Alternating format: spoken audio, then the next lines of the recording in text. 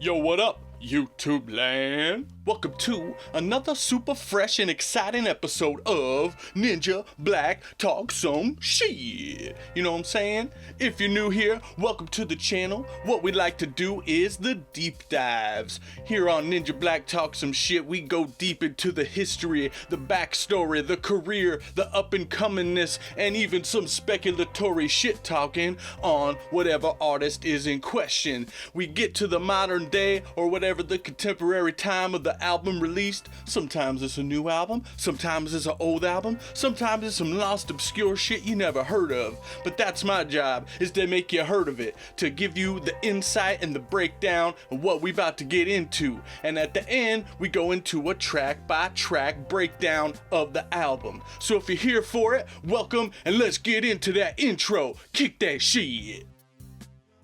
Going back into the blue. That's what he do.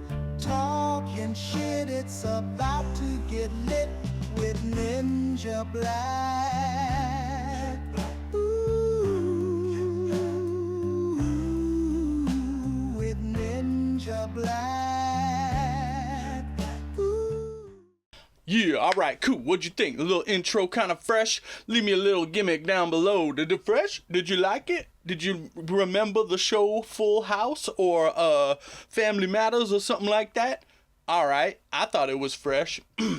Anyways, today we're talking about the one and only young and up-and-coming mega super soul star of the century, and the pick for my Ninja Black's inaugural album of the year, which is Aaron Frazer's sophomore second solo album released in 2024, Into the Blue.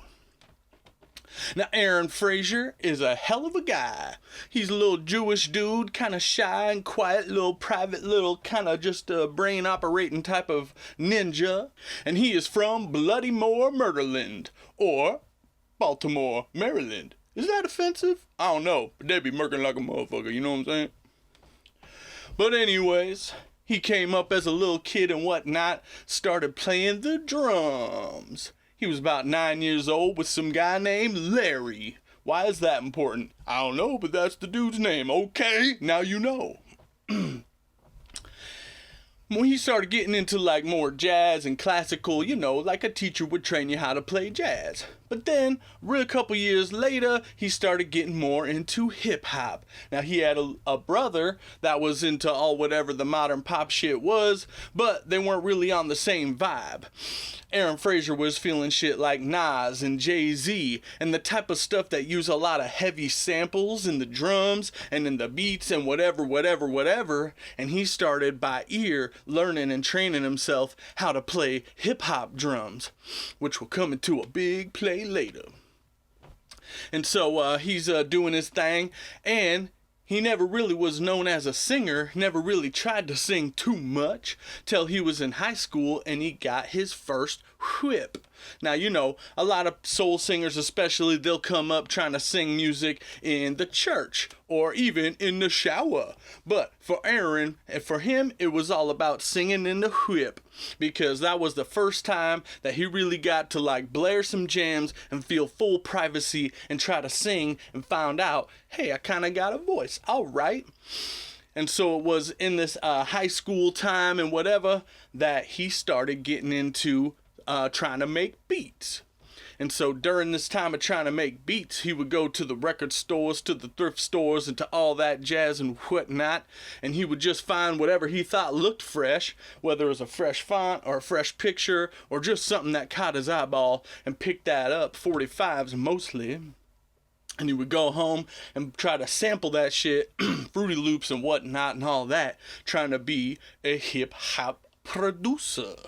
And it wasn't until he started getting into that he started actually understanding the art of samples and where they come from and how they work. And then, like a lot of people, even me included, got way more deep down the rabbit hole of soul by trying to track down, man, what song is Kanye sampling on this one? Hold on, let me look that up. oh shit, I think I even like this song better than this one. And the more you keep doing that, the more you keep finding out the fresh soul flavor of which hip hop is built on and based on and would not exist without sweet soul. So are you a hip hop head? Do you love you some rap music? Well, then you're missing out on the foundation and the bedrock of everything that came before it. That, to be honest, I always love rap. I'll always have a spot in my heart for hip hop. But soul music is where it's at. And so I don't know if you know, it used to be the thing with like boomers or whatever, you get to a certain age and you start appreciating like jazz or maybe even, God forbid, classical. Hey, if that's your thing, bro, whatever. But for me, I feel like the more you grow up, the more you mature, the more you like become an adult, the more you can appreciate soul, R&B, even some funk. You like to get funky like I do, we be getting funky like a motherfucker, you know what I'm saying? But so anyways, Aaron Frazer heads on off to college. Go get himself a degree in audio engineering. Now, if you don't know, audio engineering is like the most active behind the scenes role you could do as far as the music world and ventures. Audio engineers, the guy that can like set the microphones up just perfectly right on the drums, set the amplifiers to the perfect exact level for the guitars, to have the microphones, to have knowing all the gear and understanding the complexities of compressors and compositional fucking electronic-y fucking shit stuff, all the stuff that makes music go from a live performance to a recorded performance. And so in this audio engineering major class at the University of Indiana, Bloomington, apparently they have quite an extensive musical program at that college. And so anyways, he meets his homie, Blake Ryan. Now, Blake Ryan would become a longtime friend and a staple in the career of Aaron Frazer and many others that they would be associated with. They became A1 road dog homies, right away. They were both in the same class. You know, just like when you go to like film school, whether your thing is trying to be a director or trying to be an actor or trying to be a producer or trying to be an editor, whatever, as a student, you're more than likely at some point, and it might even be part of your like college finals for your degree, I don't know, but you're gonna make a student film. Of course, so any person who goes to a musical college is going to be working on essentially the equivalent like a student album. A lot of bands are formed in college that go on, and a lot of relationships are built that are able to continue to network throughout the industry later on. Well, so Aaron Frazer, his homie Blake Ryan, and their other two homies, Justin and Kyle, make a band called Charlie Patton's War. And Charlie Patton's War is more of like a bluesy rock type of band. And Aaron Frazer, of course, with his history and the learningness and everything, is the #1 A1 drummer. He does do some vocals in that group, but it's not the kind of vocals that he's known for. It's mostly like background vocals, harmonies, or even like a yelling in the hook, kind of like how a hyped up rock type of song you would think it would be. And so this is like the early 2010s, 2012, 2013, something like that. And so around this time, his homie Blake, who's the main guitar player, remember, is also in the school's like soul ensemble type of band, which is like all the students all collaborate for like a We Are the World type of project, type of like exhibition, recital type of events and deals and whatnots. And one time they met a homie named Durand Jones. And Durand Jones is a brother from Marysville, Louisiana. And he went to school when everybody in his hood had told him, hey, yo, bro, once you graduate high school, you're going to go work on the Mississippi River and do that kind of work. And that's just what you cut out for in this life. That's how it goes. Well, enough people believed in him and thought he was pretty fresh enough that they got him to apply to the same music college where we all met up. And so he actually was a classical saxophone major. Which I don't know how many jobs there are in the world for that. Probably like gig jobs and studio work. Maybe if you're a part of an orchestra, I don't know. Is there a lot of saxophones in like classical music orchestras and ensembles? There might be. Is that the one job that you're going to get that however many jobs there are in the world? I don't know if that's a really good major to have. But anyways, it worked out for him because one day one of the main lead singers for this ensemble situation that Brett and Durand were both in called in sick or something like that. And so they asked, so does anybody else here know how to sing this front lead part? Because we need to have somebody singing. And Durand Jones is like, I can sing. And they're like, all right, come on down. And then he just blows it open with the whoa-wee. Durand Jones could sing like a motherfucker. I know we feel like we're getting way off from talking about Aaron, but we're about to get there. So after this performance, impromptu fill-in situation, Brett comes to Aaron and was like, hey, yo, remember how we were talking about how we both love soul albums and soul music and 45s, and we're always talking about how someday we'd want to make up some actual soul music besides just the rock and roll shit that we've been doing for the homies and at clubs and parties and whatnot? Yo, I want you to meet this brother Durand. He's the motherfucking shiznap. And I feel like if we three got together and tried to write some songs with our band, but the soul music shit, that might be the shit we've been trying to fuck with. And so, the three of them met, the three of them became homies, the three of them started working on the Trizacs. And again, these fools are all full-time students, probably working part-time jobs, got all this homework and everything that goes along with living in the university lifestyle type of situation. That they record this album in their homie's basement over a course of like about 2 years. It was just kind of like a side thing. They weren't really like, all right, this is it, do or die band time, yeah, we're gonna make it, yeah. Not really. They were just like, yeah, cool, let's get together when we can and record a song, and if something happens, cool. And so over the time of this college and everything, Durand Jones actually almost ends up getting in some big trouble.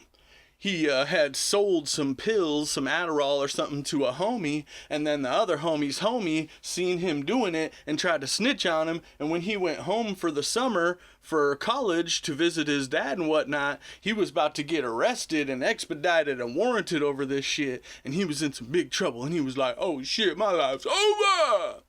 That ended up being all cool, and that's whatever. That's just a little side note that happened with him. But anyways, eventually, the three of them, mostly, it's Aaron, Durand, and Brett. And do I keep saying Brett? I don't know, Brett.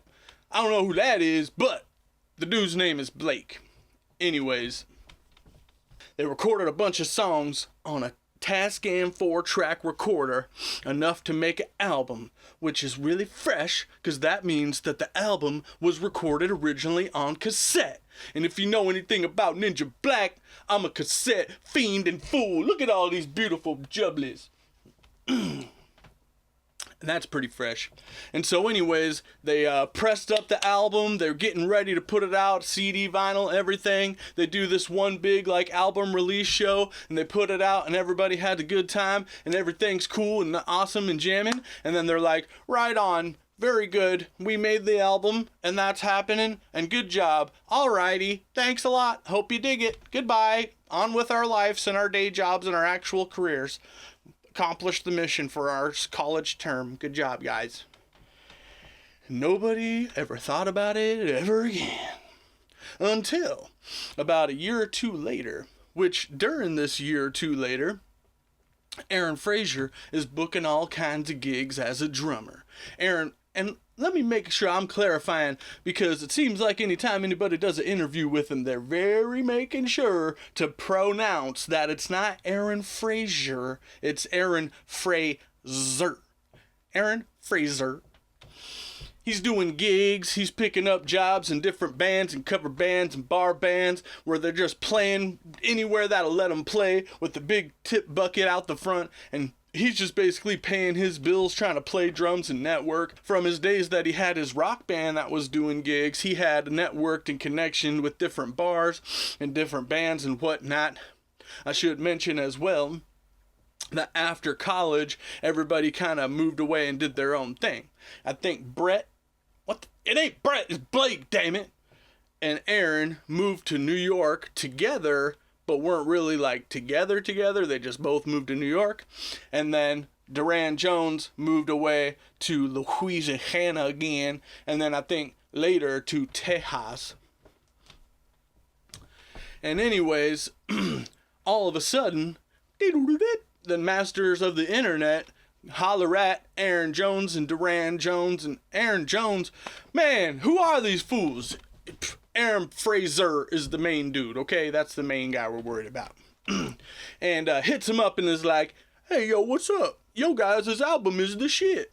All the Chicanos and the lowriders and all the homies and the essays really love that shit, motherfucker. Why don't you come down to play some shows down in the LA area? Because everybody's fucking feeling that shit. And they were like, what the fuck? Who was jamming our shit? I thought nobody ever heard it. I thought we just put it out and like 10 people bought it and that was good enough. But apparently it's been blowing up in Southern California, where all the fools who love that soul music shit were loving this Durand Jones shit. And I want to say, this is like 2015, 2016-ish type of times. And this was really kind of the beginning of the real, what I call the R&B, the soul renaissance. And so we've had in the last 10 years so blessed with so many new artists that come out, so many new bands that come out that really have that OG like 60s, 70s aesthetic, but like with the new school production skills, the new school like influences and structures, and lyrically with like the contemporary lexicon. They might still have a lot of the nods and like old school type of wordage and verbiage, but they're definitely new school cats. And it's really been a blessing to see a lot of millennials, I guess, especially who grew up maybe with their parents and other influences in their life on that old school fresh soul, the Motown, the Philly International, all those kind of labels and music that was coming out around the boomer times, and then later being discovered and loved and vibed out by the millennials, who are then using it in turn to create this whole new wave of timeless great soul music. And that's apparently how everybody felt in Southern California who was bumping and craving some more of that shit. And so they went on a tour. All the band got back together from different pockets in the corners, and they came down to Southern California and went across a little bit to Texas and whatnot, and they made a little bit of scratch. And then at the end of that, again, they were like, all right, homie, good deal. We did a tour. We did an album. We did a tour. All right, I got a day job to get back to. Appreciate you. But then, right after that, some other fools who were peeping that shit, who actually happened to be home-based up in Indiana, where their original band was formed in the first place, hit them up again and was like, hey, yo, we just heard that yo shit is popping off. The concerts are going great. People are buying the record again. Can we put out some 45s? And then can we just put out a re-release of the whole album, special edition remaster? Maybe throw some live tracks from those concerts that you've been doing and throw that at the end, and then do a big ass tour to promote this motherfucker? And they were like, holy shit, what? We're at the fucking... We thought it was over twice, and here it is blowing up again? Hell yeah! And so, for nearly a whole year and a half, so that was like all of 2017, I want to say all of 2017, and then I think halfway into 18, if I get my timeline right. But for a year and a half they went on tour, and that's when the band really got to know each other. That's when they really started understanding their vibes, their roles, their lanes, where they fit in, where they get in, and how it all comes together as a unit to decide if this is something that we can actually do for a living for our lifetime.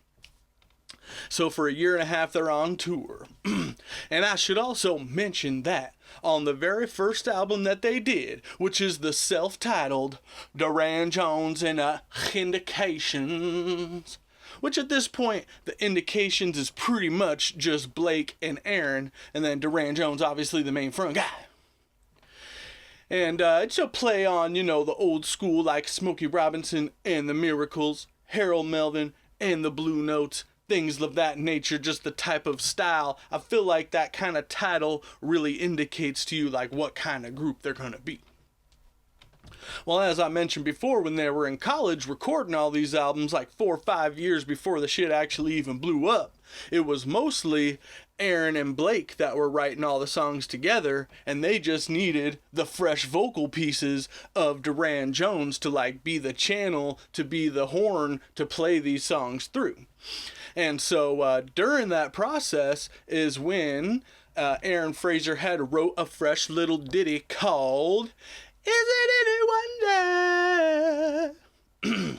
And he recorded it as the demo version that they were gonna give to Durand Jones to be the one for him to sing it. Well, when he tried to sing it, Aaron Frazer for the first time is singing, and he goes, is it any wonder? And then he's like, nah, bro, that kind of sounds trash. What if I did it like this? Is it any wonder?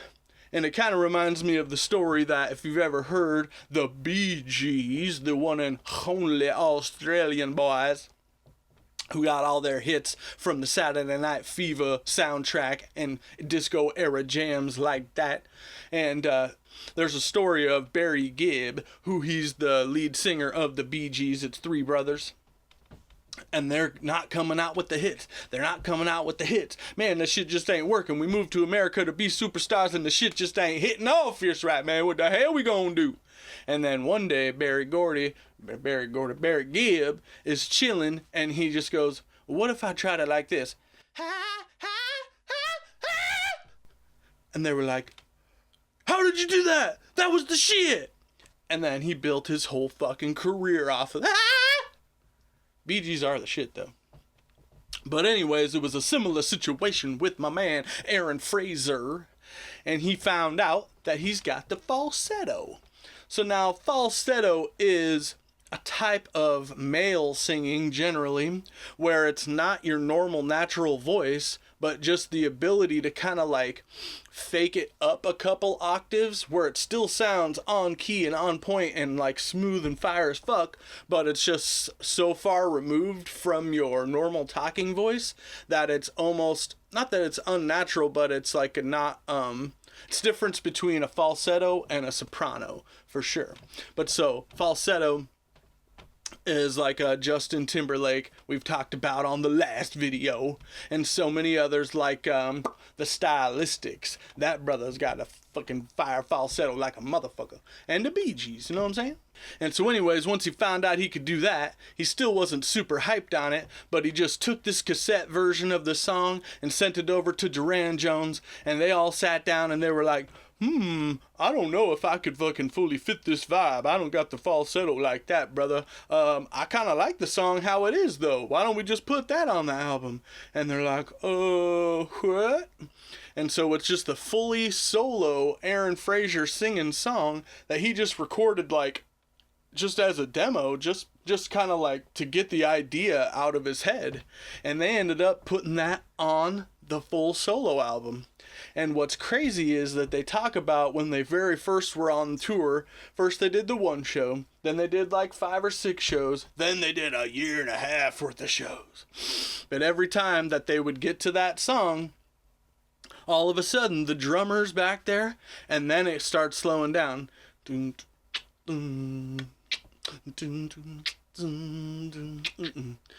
then all of a sudden the drummer starts with the and it's roll, and everybody's like, what the, is that the drummer thing?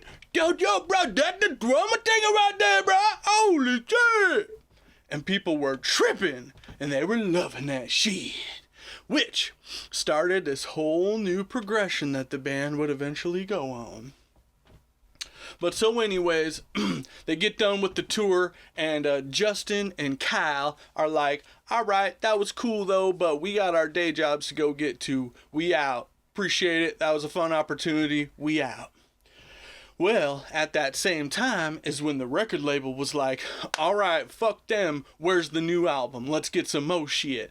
And they were like, oh shit. And so they finally got a legit ass budget with some legit ass, like way more musician-y type fools. And they met up with their homie named Justin Onkonski.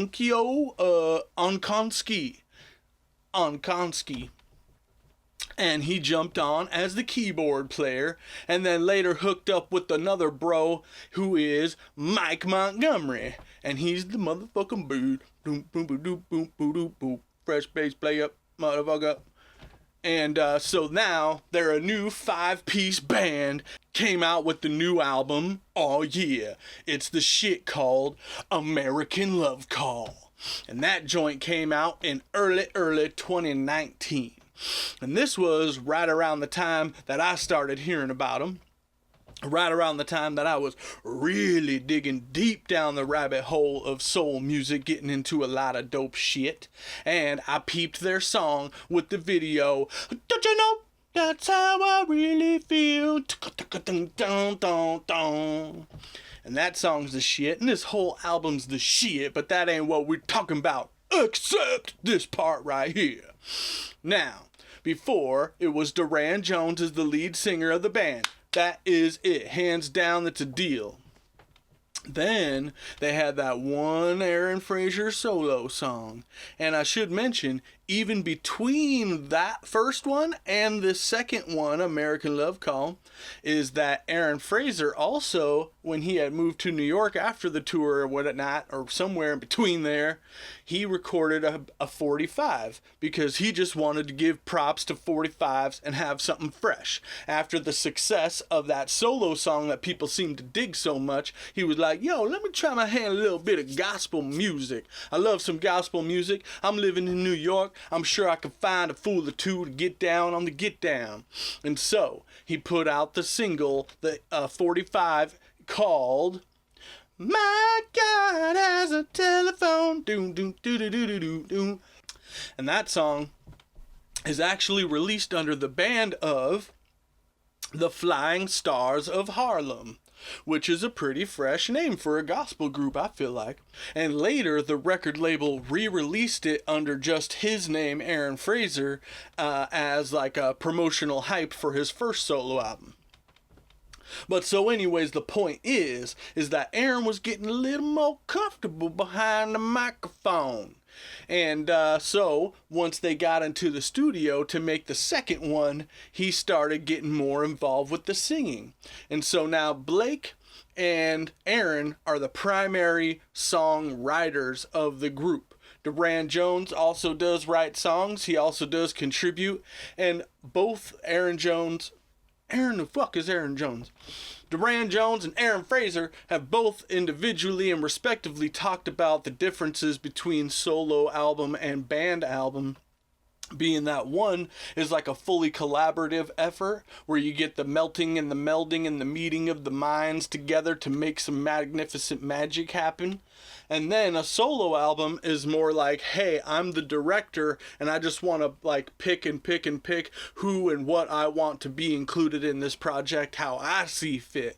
And based on the difference between Durand Jones and Aaron Frazer's solo music are very so worlds apart different, I feel like it's cool that they have that and their homie Blake to come through and create this stew that is the Durand Jones and the Indications, the band, which ain't what we're here to talk about, but it is part of Aaron Frazer's story, as he, as like I said, is the drummer for that band, as like the major entryway of his music career, as well as still continuing on to this day.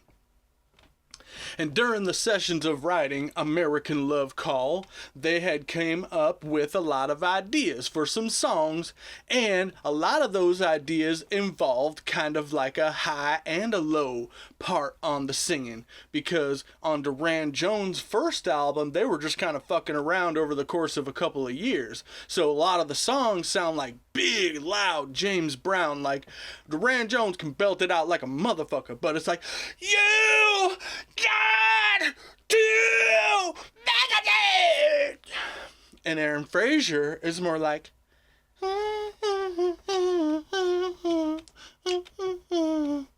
and so they both had to kind of meet in the middle, where he's got to tone it down a little bit and he's got to pick it up a little bit.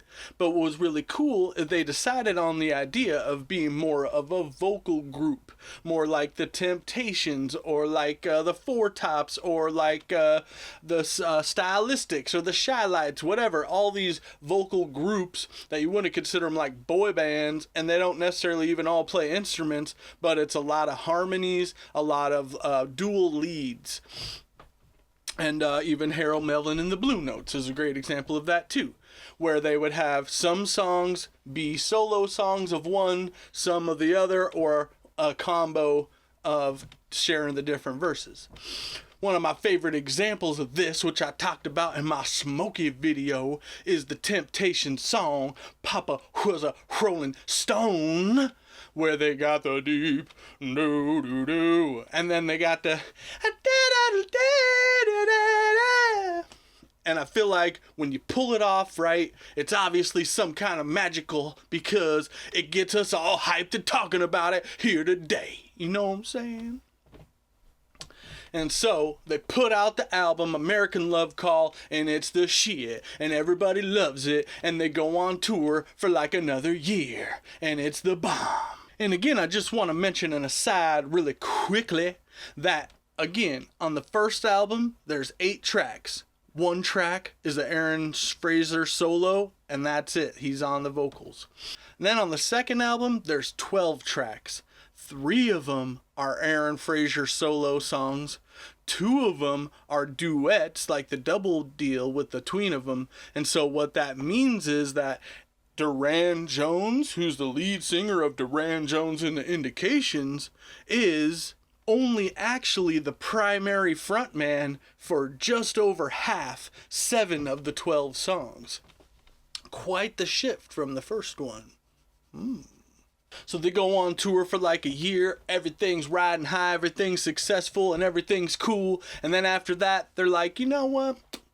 I feel like we should probably just take like a year off or something, because this shit's been getting crazy and blowing up and awesome, but I'm kind of sick of your ass from being on tour so much. And so let's ride out this album and for another year, and we'll come back and it'll be fresh and we'll pick up where we left off. Let's take a break.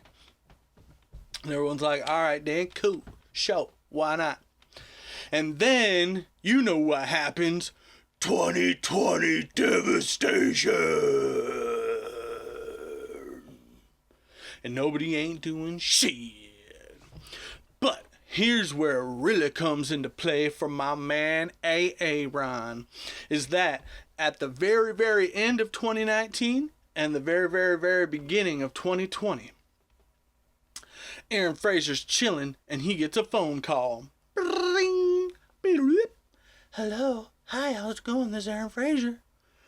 And who is it on the other end but the one and only almighty Dan Auerbach? Is it Auerbach? Is it Auerbach? Is it Auerbach? You don't know. Somebody knows. Put it in the comments. What's the phonetic spelling of Dan Auerbachy back? And he is the famous main front guy for the band The Black Keys, who does a lot of like Americana, not quite country, not quite folk, not quite pop, but somewhere in between all that and everything else. And he's a very famous band guy, recording guy, producer guy, songwriter guy, Grammys and all the jazz. And he hits him up and he goes, hello, Aaron. I listen to your music, and that American Love Call album is the shit. And I love your voice, and I love the way you riding that shit. You play drums like a motherfucker, and you sing like a G. So, I've been trying to work on something kind of like that myself, and I want you to come down to Nashville so we can put our heads together and let's make an album. I want to make you a solo album because it's just something that I want to try to do. Let's go. And he's like, oh, hell yeah. Aaron Frazer goes down there. They write all the songs for the first solo album in like less than a week, 4 days. And then over the course of several weeks or however many times they're able to jump in the studio, this is right before the end of the world. And they put together this album and they get it all finished, packed up, ready to go. And then the world shuts down. No tours, no flavor, no fucking nothing. And so Aaron Frazer is sitting on this fresh ass album for like a whole year. Can't do nothing with it. He don't even tell nobody about it. But his first solo album's pretty dope. It's actually really dope. And if you ain't heard it, it's called Introducing ... Aaron Frazer. And he's talked a lot about the production of this album. Aaron has, about how he kind of just took a back seat, right? Because in the first Durand Jones album they made, it was kind of just everybody throwing shit at the wall and seeing what stuck and trying to make something fresh work. The second album was like a more of a big, polished, big boy professional environment that they weren't really like fully tuned in or accustomed or like fully familiar with, and they had like the guidance to get that shit all done all fresh.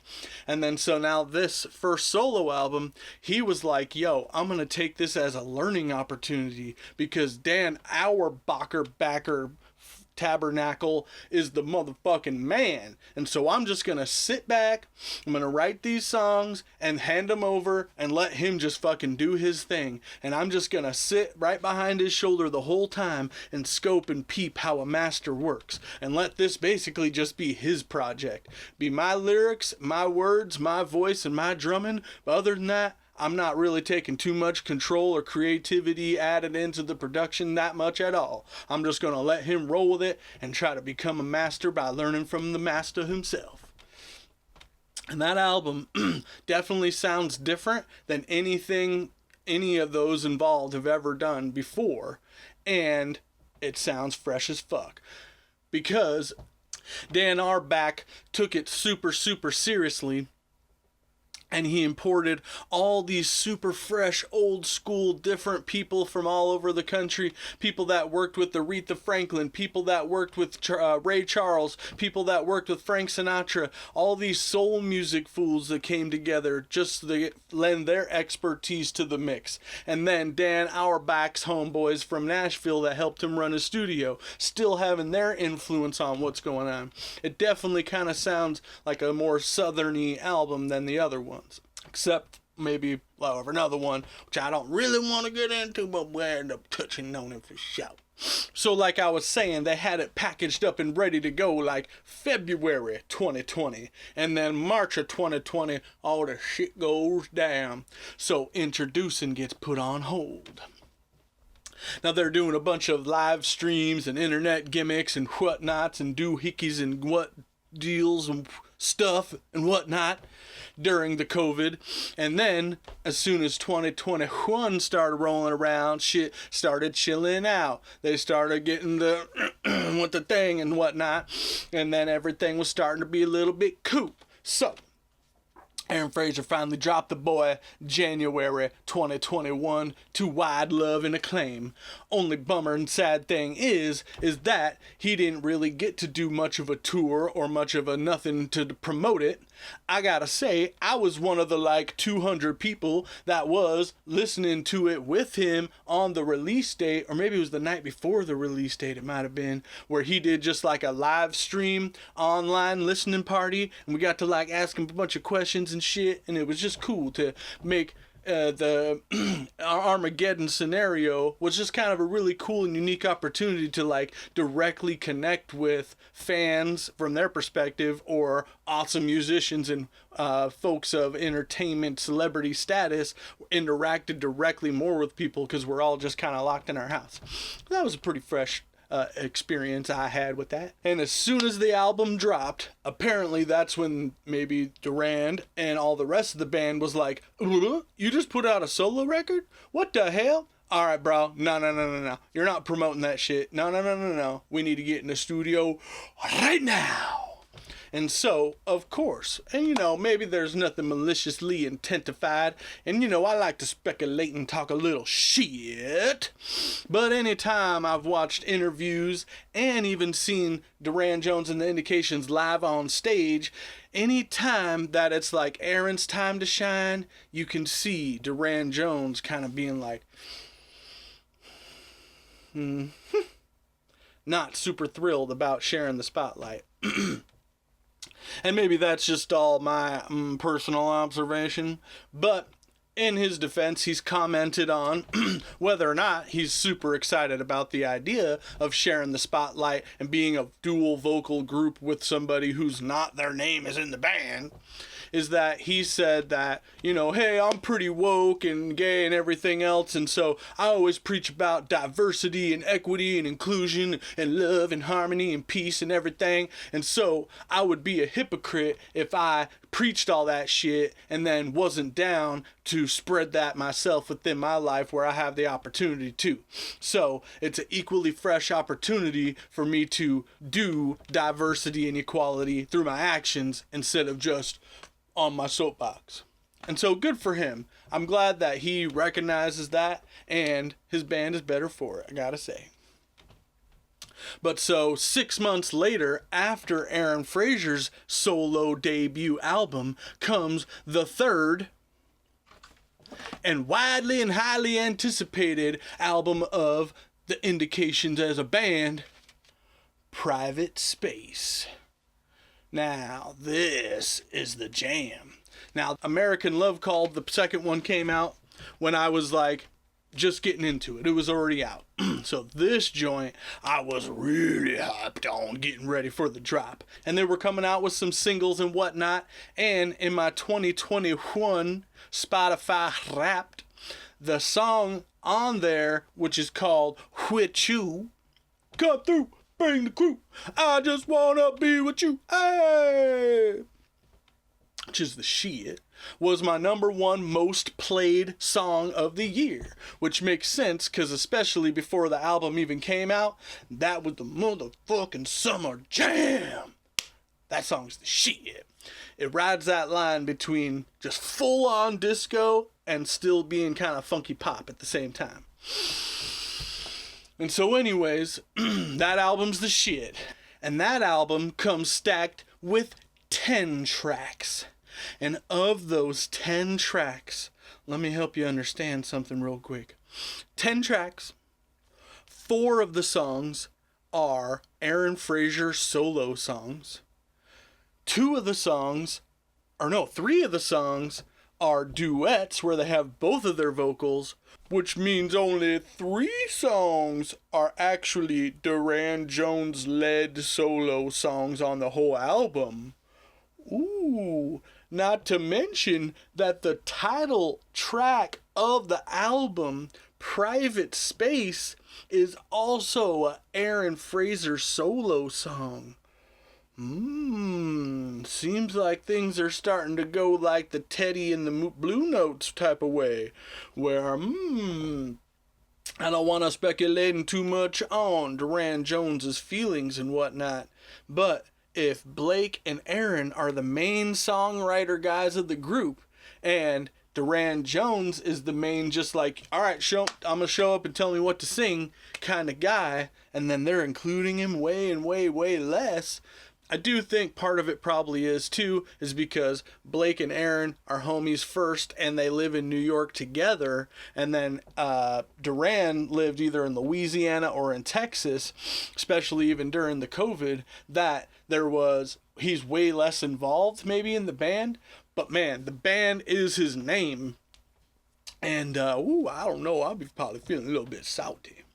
But whenever he is on the album, he shines like a motherfucker. But my boy Aaron shines like a motherfucker, playing the drums and bringing that. And damn. And so, pretty cool, pretty intense, pretty something.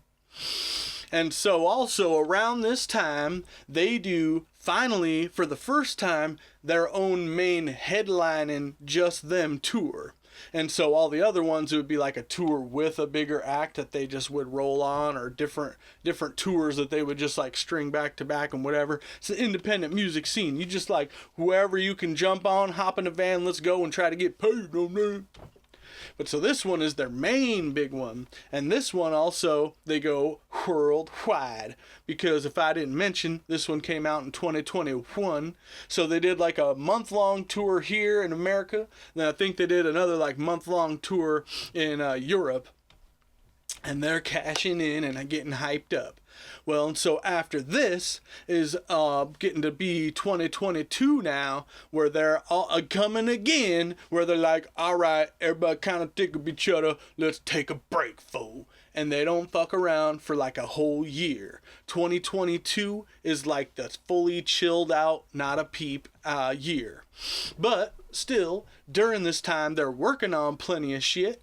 So Aaron Frazer and the bass player Mike Montgomery from Durand Jones meet up with their homie Justin Onkowski. And he's the keyboard player for the band, and they help him make just a fully instrumental jazz album, help him produce it, play bass, play drums and everything, a full jazz album. The band is called Onkowski, and the album is called Magnolia. And if you like jazz, you could do a lot worse. It's pretty fresh.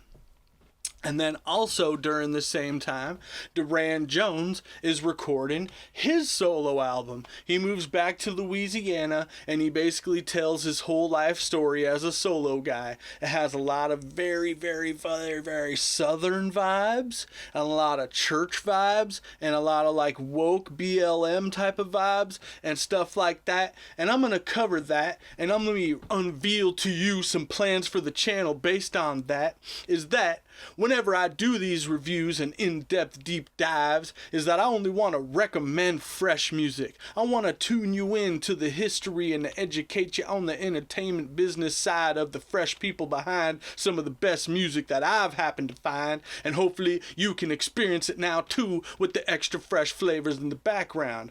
But sometimes you might be anticipating a certain album by a certain artist, and you know you love that artist, and they're gonna come out with some new shit, and you get hyped, and you go down to the record store, or you preload it up on the Spotify, or however the fuck you consume this shit, and you pre-order, and you get ready, and you get hyped, and you go to the store, you go to the website, you get the album, you peep it, you take it home, you do all too many steps just like that, and then when you finally hear it, and then you're like, alright, here we go, yeah. What the fuck, bro? I'm not really fucking feeling this shit at all. The fuck, bro? What the fuck, bro? Damn, I was all hyped for this. Alright, man, maybe there's like 2 or 3 cuts on here, but like, the Durand Jones solo album ain't the shit I thought it was gonna be, man. Oh, man. So when shit happens like that, I don't want to do a full-ass, fresh-ass, long-ass, talking shit-ass video about it. I just want to make it like a more brief thing, because I like to talk shit in a positive way. So, keep your eyes peeled on the channel for a new series. This is Ninja Black Talk Some Shit. The next one's going to be Double D, a Double D. A double dose of disappointing discs, where we're going to take a look at 2 albums that I was hyped that were supposed to be the shit, but I didn't think they were as fresh to the hype. Now, that's just a little segue on a future, something to look forward to on the channel, but we still getting back to Aaron Frazer right now. Solo Durand Jones album and the solo keyboard guy with the jazz album both come out in 2023, and everybody's kind of doing their thing. And this is where we get to focus way more on Aaron Frazer. Now, Aaron Frazer has talked about in his past, in his life, a lot, and in interviews and whatnot, which I don't know how many of y'all motherfuckers even know who the fuck Aaron Frazer is, because he don't even have it hard no like interviews or fresh things on the internets and YouTubes at all. Him solo and with Durand Jones have been on the Jimmy Kimmel Late Show and the Good Morning America and all these fresh shows where they're like the live guest and whatnot, and they're the shit. And they actually have done a ton of fresh ass live performances, stuff like a Tiny Desk type of thing. One, before I get too carried away, let me recommend to you one I'm gonna put down in there, which was one of their very first ones they did when they only still had their first album, which is the Live at the Paste Studio sessions, where they're like in a little tiny little library area. And this was the first time that Aaron Frazer really got to shine as the front man. And you could see Durand Jones sitting down on the side, just kind of salty, singing along. Alright, motherfucker. But that is the definitive version, in my opinion, of Is It Any Wonder? Is that performance. So I'll put the whole thing, it's a 3-track little concert worth the time, for sure. And anyways, all these solo albums come out in 2023, and at this time, Aaron Frazer is looking to move from New York to California, because a lot of people post-COVID at this time were moving to Nashville or moving to Texas to try to be the new hotspot for music, but Aaron Frazer's smart, and he knows that California, no doubt about it, no doubt. And Aaron Frazer spoke a lot about, in personal interviews like I was saying, about his personal intimate relationship that he was in. And he has said many times that his relationship ended about the end of 2023 type of time, which was a 5-year relationship that basically came to an end. And I'm gonna speculate and try to connect some dots and try to express some thoughts and feelings that I have through my observations about his personal relationship. And I'm not claiming to be the fact holder on this stuff. This is just my shit talking part here at full capacity with this one. But he said he ended a 5-year relationship, is that he wanted to move to California and she didn't. And so basically they broke up after that. And he did move down there. But even before that, there's been a lot of little dots you can kind of connect to try to let you know how his 5-year relationship was. One, not to mention all the songs, because he's the motherfucking songwriter motherfucker, from American Love Call, Private Space, and his first solo album, that really a lot of their songs, and any soul songs, is about love and relationships and heartbreak and the matters of the heart, you know what I'm saying? And a lot of that shit seemed kind of salty as fuck, you know what I'm saying? And there was this one interview from like 2019 when they were getting ready to hype up the second album, that the interview guy asked him, where it was Durand, Blake, and Aaron 3 chilling, and they asked him about how being on tour all the time, has that affected your relationships? And the other 2 brothers just started laughing at Aaron Frazer. They were just like, yeah, tell us about it, bro. So. And he goes on to say, yeah, I had one that was a really difficult strain on my relationship, and that relationship since has ended, alright? But based on the timeline, and based on him being able to say it was a 5-year relationship that recently ended, lets me know he did end up getting back with that chick. And then he did another interview where he talks about how the song on his first debut solo album, introducing ... which is called Done Lying, which is probably my favorite song on that album. It's a bomb-ass song. But in the song, he talks about what it's really about is loving and caring about and having a special part in your life with somebody who's an addict. And that addict being like, I'm done lying, I'm done fucking around, I'm sorry, I fucked up, I broke your heart, I fucking ruined every chance that you keep giving me, but if you just give me one more chance to prove that I can love you right, we could do it right this time.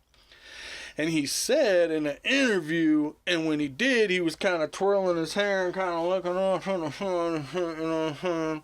And I hope, if it is the truth that he said, that sucks. Much love to you, brother. But the way that he said it makes me kind of think he was lying. Because what he said was that the song was about an addict that he loved, and that the guy goes, oh, well, was it fresh for you to be able to show them the song and show them that you care about them and show them that you love them and try to like shake them out of it or whatever?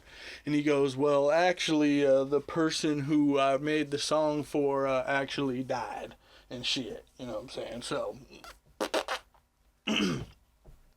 and so, that lets me know, because I think a lot of people, maybe even especially women, can like feel that they're like baptized through change, that they can come out on the other side of something as like a totally new person, which is a great thing to believe and have the true faith in yourself to be able to do that.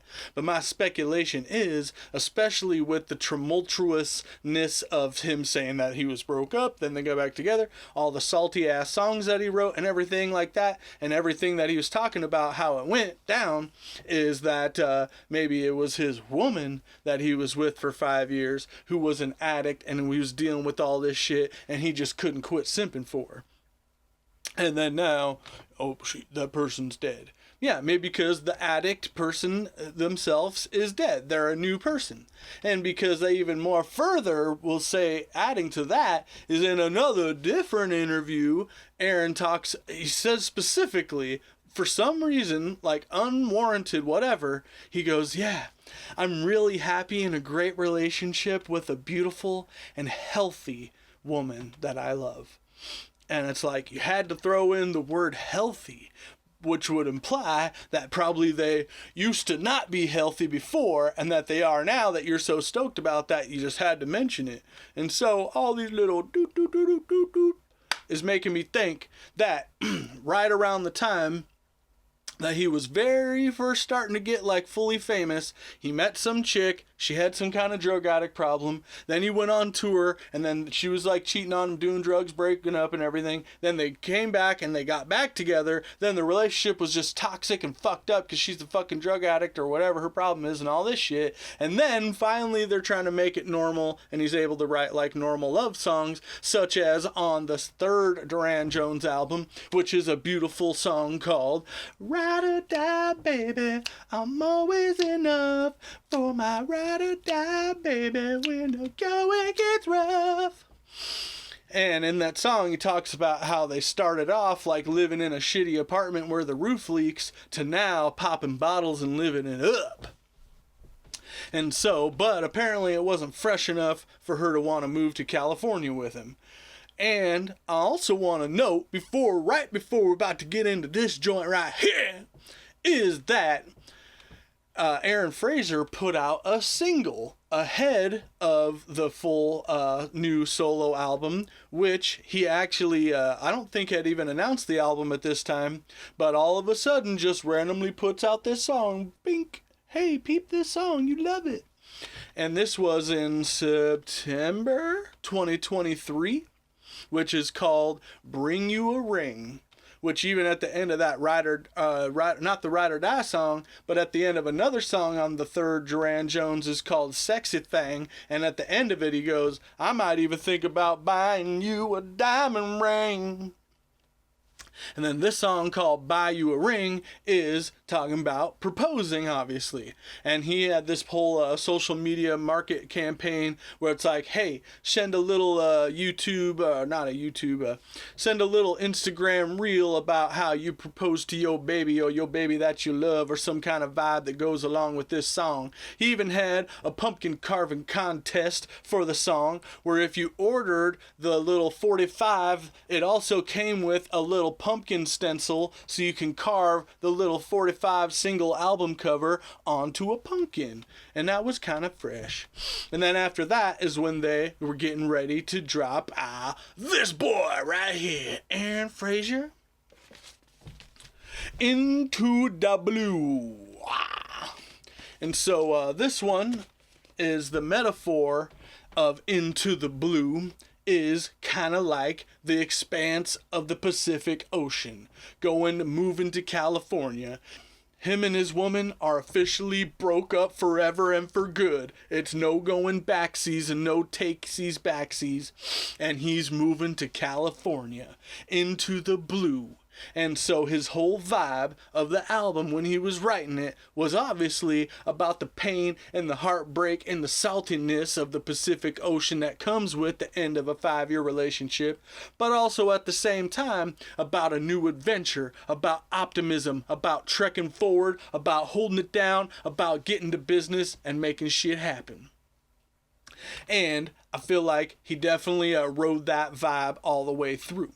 Now, there is a lot of heartbreak songs on this shit, but he also knew that he didn't want to just make it a heartbreak album.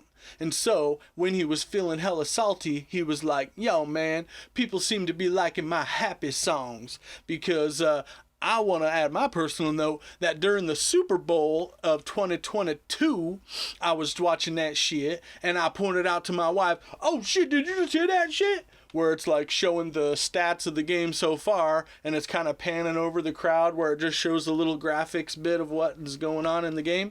And then even in the background, you can hear the song, I just want to be with you. Hey,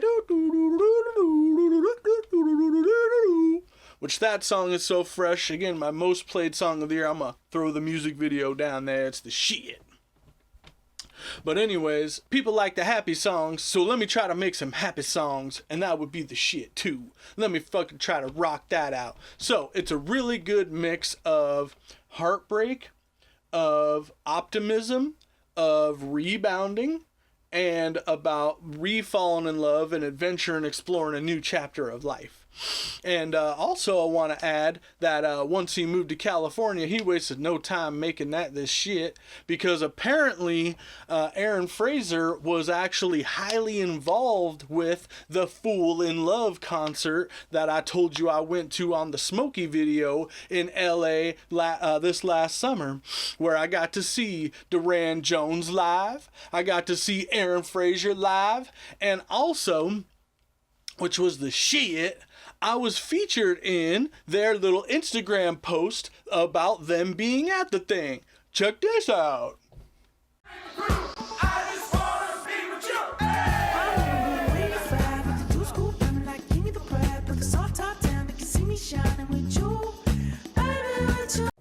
I was fucking feeling that shit. Hella. You know what I'm saying?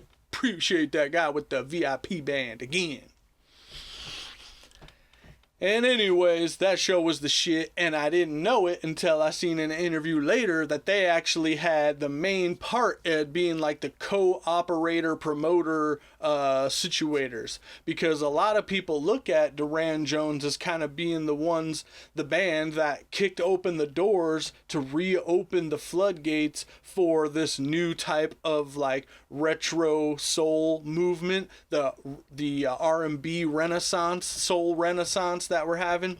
Is that Durand Jones is one of the first bands that really like popped it off and let all these other ones like the Sinceres and Kelly Flanagan and October London to a certain extent and Mayor Hawthorne, who was doing shit right around the same time, a little bit before too, but who's the shit, and really what they wanted to do, which is great, and I appreciate it, and I was there for it. I wasn't never going to miss that shit, where they try to have an equal amount mix of old school soul that started the game and the new school soul that's carrying the flame, and that's the shit. Count me in, motherfucker, hell yeah.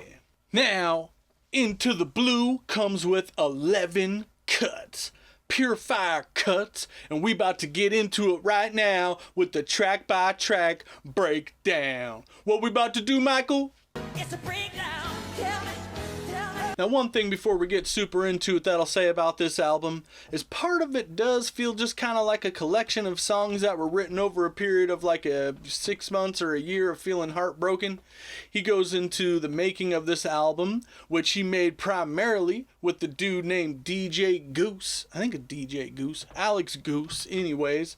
And he is primarily a hip-hop producer who worked with the likes of Madlib. He's kind of like when we talked about in the Justin video, Timbaland had his main like protege guy and then eventually goes on to be his own fresh guy. Well, so that's Madlib and this Alex Goose guy who's a hip-hop producer, which again really goes back to the roots of Aaron Frazer's love for music, where he was drumming out to the rap songs with the soul samples. And he was able to take everything he learned from the Dan Auerbacher Macker to now put it into his real full style. He has said where the introducing album was kind of like introducing the world to like his voice and his talent and what he's capable of. But this second album is really like the true introduction to who he is as a person, as a songwriter, as like the main character type of guy, because he's taken everything and making it more personal, everything he's learned to fully express himself properly. And again, Aaron Frazer is really kind of a shy, quiet, soft-spoken, private kind of guy. And so, for him to be so brutally honest about intimate things and whatnot is a big deal for him, and he nails it, and I'm here for it. Normally, like I said too, Aaron Frazer is primarily the main songwriter, even on the Durand Jones shit and on all of his shit. But on this one, there's usually at least 2 or 3 writing credits per song, which I gotta say, I definitely appreciate the extra little leaflet flyer gimmick that comes with this shit, where you get the extra fresh details of every song and who made it and wrote it and whatnot. And then also the lyrics to all the songs. What happened to that shit? That shit is the shit. And by the way, you can get the Into the Blue edition, or you could be like my broke ass and save $4.99 and just get the old school black, which is the shit to me. You can have your pretty blue ones. I have some records that look all pretty and multicolored or whatever, but it doesn't necessarily enhance the experience for $5 worth for me. I got the OG. Man, doesn't that boy have a hell of a chin? That's a chin like a motherfucker, you know what I'm saying? Damn. And he's a handsome young Jewish lad. And I'm wearing this shirt today in honor of him and his like throwback, preppy, yuppie, hot boy, prom band, sexy guy, 50s aesthetic. A lot of Aaron Frazer's music, and I would put it similar category with like more like a Bobby Rosa more than necessarily a Mayer Hawthorne, where the experience you feel, the vibe, it's like the 1950s, like Back to the Future prom band. It's just very dreamy and sweet and slow dancey for the teens, you know what I'm saying? But a lot of it is, some of it gets pretty fucking hyped up too, and some of it gets pretty damn sexy too. But as a quick side note before we actually do get into the actual breakdown, damn, why do I gotta do it like this every time, is that Mayer Hawthorne is the motherfucking shit, and also Aaron Frazer is the motherfucking shit. And because they both have that falsetto, old school 60s, 70s type of vibe, is that everybody's always dying for them to collab. And now that they both live in LA, they got the chance. And there's a pretty fresh song that I'll put the link down to it down there, where it's called That's the Way Love Goes. Doo-doo-doo-doo-doo-doo. That was the long-awaited, anticipated collab between Aaron Frazer and Mayer Hawthorne. But the bummer thing is that it's only Aaron Frazer as the drummer and the co-writer of the lyrics. So if you're hoping for like a duet style, this ain't the one. But I really feel like whatever happened there, he did spark and bring out some fresh old school, like back to the freshness for Mayer Hawthorne, because his newest album, which is probably gonna end up on a double D with the Durand Jones one, is mostly like, I'm so in love with my soulmate forever, yay! Mwah! When a lot of Mayer Hawthorne's old school best shit was like either straight heartbreak, straight like conflict in love, or like, oh my god, I'm so hyped to bang you, baby, let's do this thing. And that's where Mayer shines, and it did bring him back to that kind of style for that song that they did, The Way Love Goes, and I'm hyped that it exists right around the same time that this album came out, you know what I'm saying? But so actually, for real this time, let's get into the breakdown. It's a breakdown. Tell me. Track number 1 is called Thinking of You, and it starts off the album with, which I think is kind of a fresh style and way to start off an album, instead of just jumping right into the song or having like an actual official separate track that's the intro. It's just a little tiny little speaking bit, and then it's like, here we go. And it's these girls, and it's like they're like in the lockers hallway in high school in like 1961, and these girls are crowded, and they go, hey, it's him again. Then the other girls go, oh, like we're in like Greece or something, probably. Maybe that's what that's from. But then it kicks in with the track, and it's kind of like a soft, smooth song with like some flutes going, wee, wee, wee, wee. And right away, he comes in with his version of like a Barry White type of deal, where he's like, you see, babe, even though we're apart, you're always on my mind. And it's like, what the fuck is this corny shit about to get into? And then he busts out with that falsetto. Every now and then. Like, holy shit. Okay, good. All right. This is what I came for. Right the fuck on.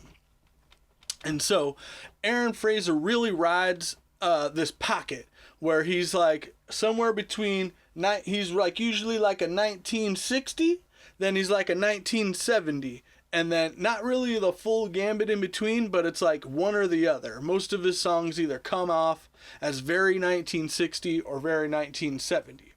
And then this, though, is the first time I've heard him, especially outside of the Private Space album, where they go almost a little more 1970 to 1980 kind of vibe. One 1980 vibe type of song, and even a 1990 type of vibe type of song, like a 94.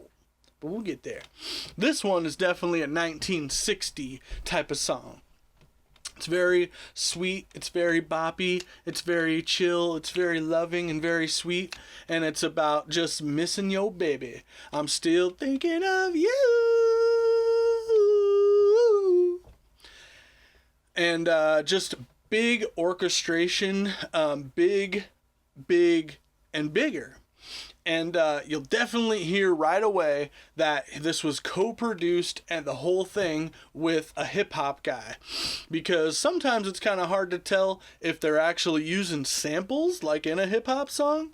But you can definitely hear, even though Aaron Frazer's a drummer, and maybe he's just leaning more into like the hip-hop styling, but I feel like if you're bumping this shit in your system, and you had your windows rolled up and somebody was right next to you just hearing the bass, they would probably think it was a rap song. Cause like, you see, babe, you know you're always on my mind. Do.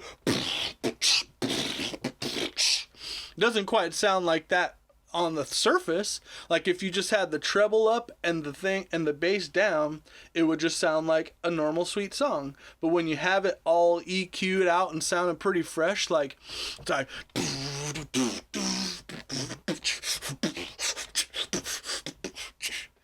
it definitely is like a hip-hop vibe, and that definitely rides throughout the whole album.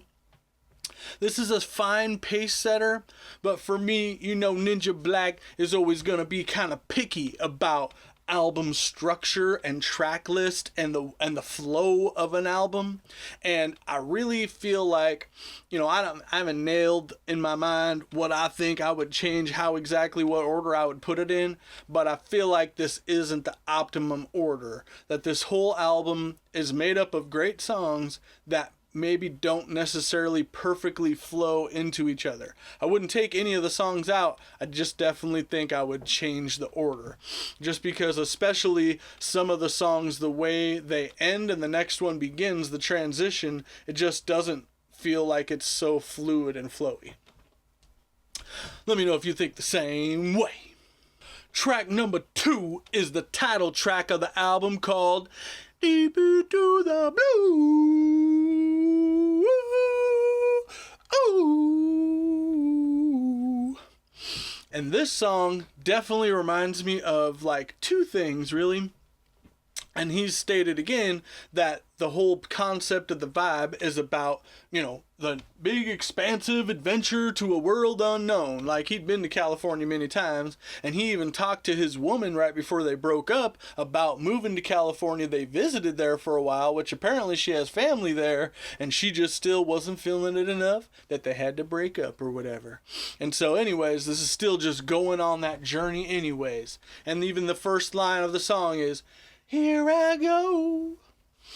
And this song, part of it, in my mind, it's a conflicting visualization, where part of it seems like I can see a cowboy going through the desert on the very last scene of a movie after he saved the day and he's got to move on, and he's walking away slow on his horse into the desert as the credits start to roll. That's this song that plays.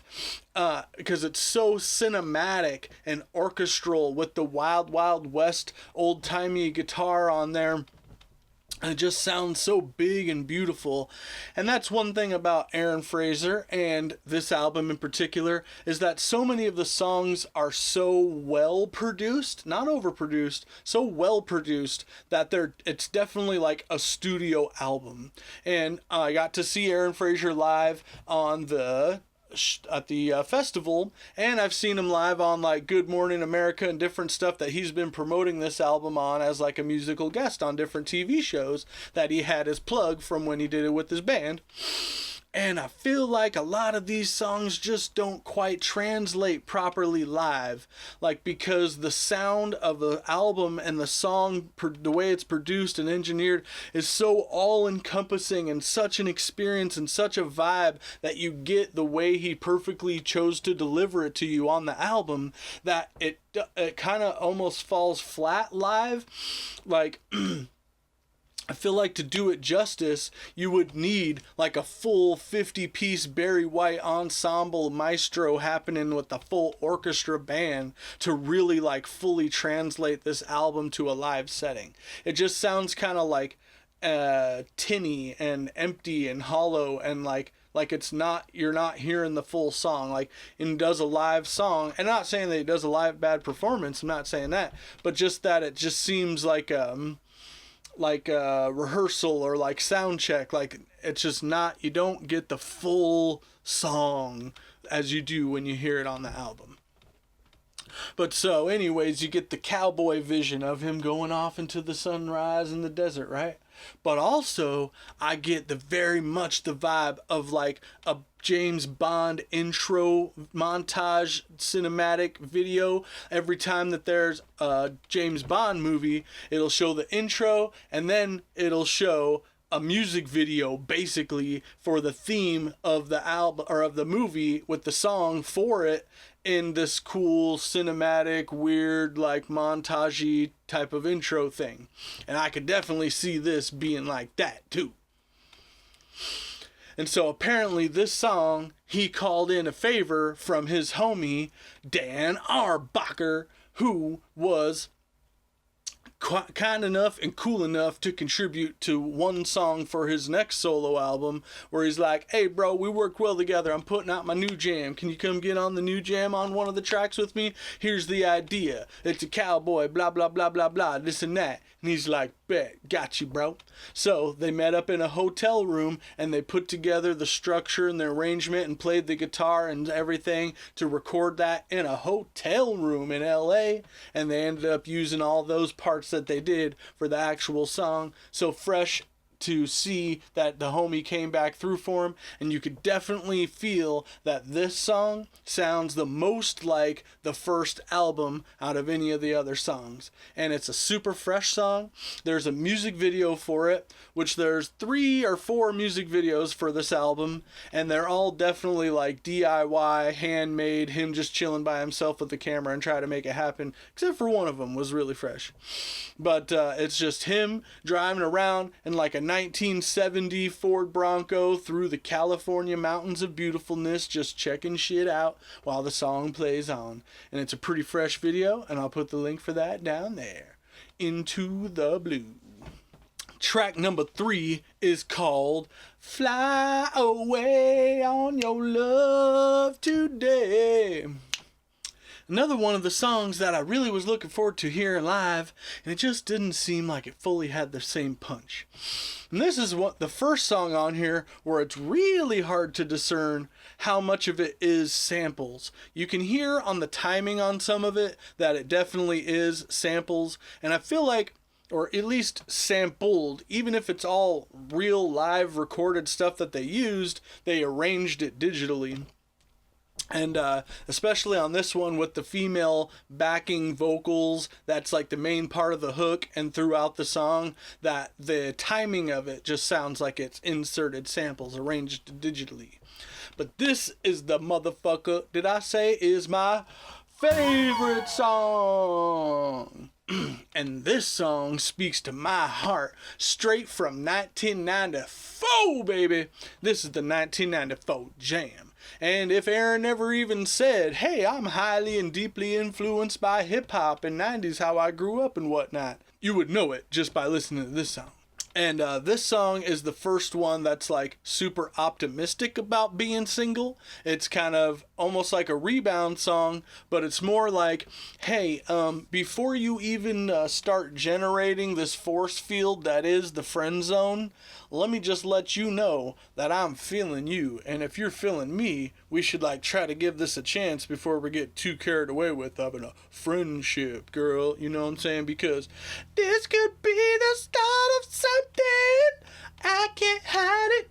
I really wanna bone you, girl. That's not how it goes. But this is definitely like his like sexiest song even to date. And all the 90s vibes and all the like, hey girl, I'm gonna be open and communicate with you about how I'm feeling, cause what's up? And you know, props to him, because what's interesting is he did another interview at some other point where they were like, hey, what's some things that you've learned about being in a relationship? And he goes, the number one thing I've learned is that communication is absolutely paramount and key, foundational fucking linchpin to making a relationship work is strong, solid, honest, straightforward communication. And the interviewer guy was like, oh, watch out. Hey, ladies, Aaron Frazer's a communicator. Get down with your boy. And so I feel like this song, maybe that hit him in a certain kind of way, and it stuck with him, because this song is definitely all about communicating that, hey, I'm feeling you. If you're feeling me, let me know, and let's go. Favorite song, Fly Away. It's the jam. Track number 4 is a track called Payback. And you know, that's got to be kind of intentional, because you know Aaron Frazer is a big ass James Brown fan, who's one of his most famous songs is also called Payback, or maybe is it The Big Payback? I'm not sure. But if you were ever searching for that, you'd find this in the same category, and this is definitely Aaron Frazer's big like James Brown type of song. So like I was saying, in the first album of the band especially, and then even in Durand Jones's solo album, is that it's a lot about big, bright, loud, old-timey sounding, where it's like distorted, but it's like on purpose, like an effect, not necessarily like sounding like it's through a bullhorn or through it's over the telephone. It's like just a way overly hot, old, blown out mic. But stylistically, that can be done very properly, and he does it here. If you liked his last solo album, I did, and this song reminds me a lot of Over You. which again is more hints that he was having a rocky relationship, where he talks about how here's the song called Over You in the last one from 3 years ago, and then now still has this one to say again. And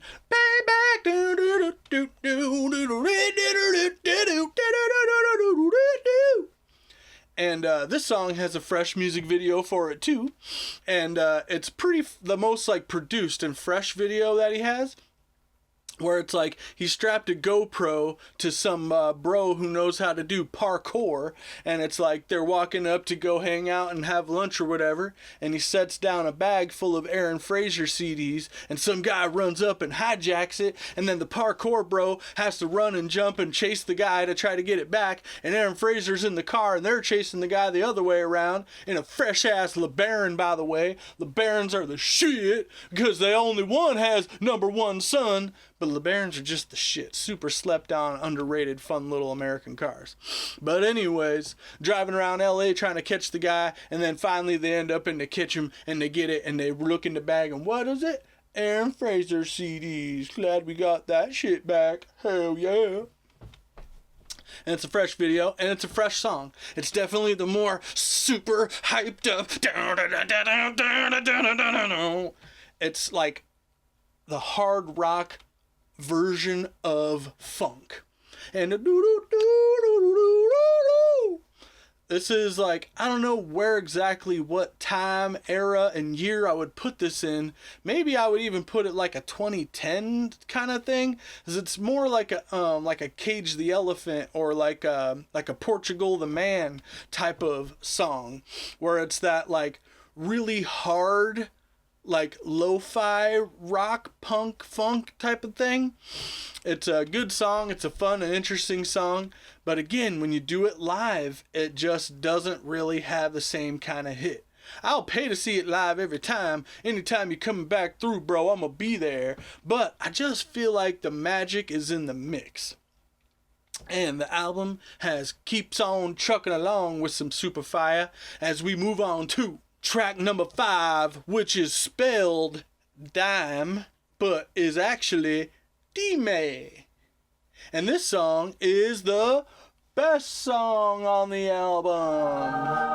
Now, best song is often and again clarified and classified and origified by the common understanding of most human NPCs in the world. Who is the people that are going to be listening to this, whether it's on the YouTubes or on the radio stations or at the record stores, whatever.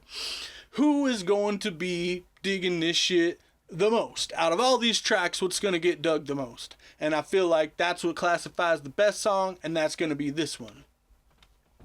Now, a little aside is that when they first put out their very first Durand Jones album, and then they got caught up with the tour guy, hey, come do a tour in LA. Then they got caught up with the other guy, hey, let's re-release the album and whatnot. Well, the way that they got their grassroots support that really got the band Durand Jones and the Indications off the ground was, again, the Chicano, lowrider, S.A. Holmes type of crowd, type of people that love that old kind of like Roy Orbison type of music.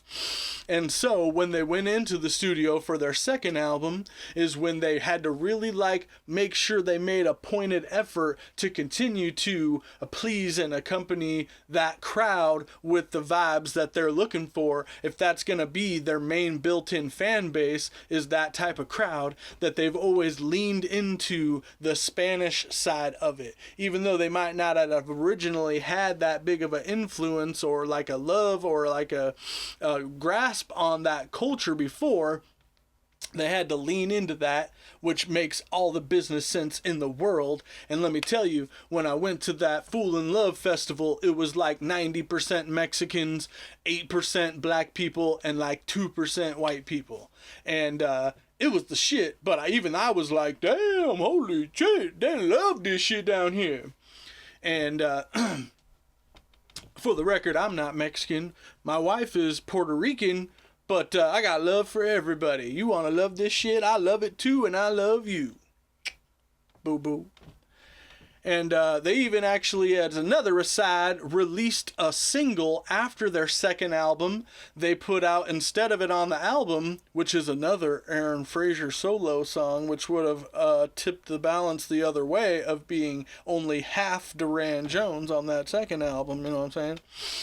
Was a song called Cruising Through the Park, Cruising After Dark, Let's Go Out, which is the most motherfucking low-rider cholo song ever since Smokey Robinson's Cruising, which we already talked about that.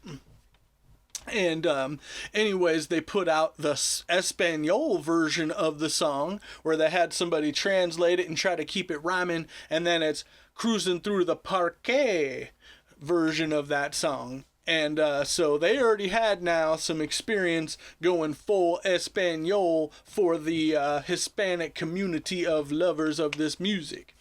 And so on this one, the song Dime is about, again, communication. It's like, I'm feeling you, are you feeling me? I'm telling you, so why don't you tell me, so we can quit fucking around with all this flirting game shit and get down to loving and love. You know what I'm saying, love? I love you a long time, Espanol. And so, this is the only track that has a feature on it. Cancamusa.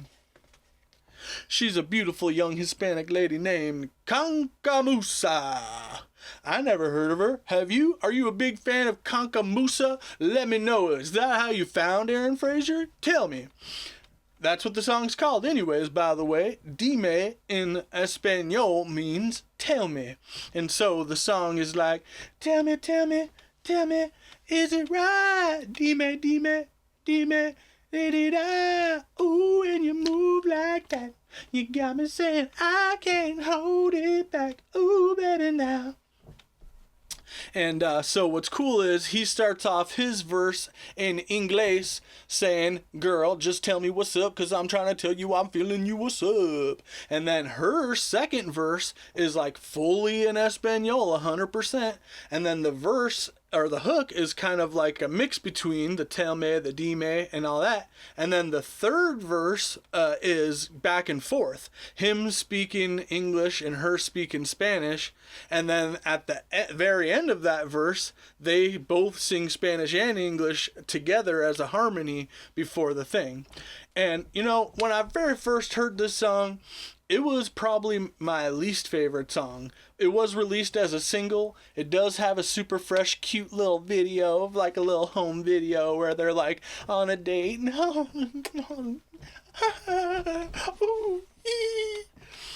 And I feel like this music video is really just to make Aaron Frazer's ex-girlfriend jealous, because he was moving on with hotter broads than you.